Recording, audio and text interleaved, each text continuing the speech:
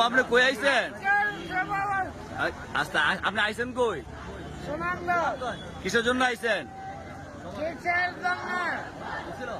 আজকে আজকে সমাবেশ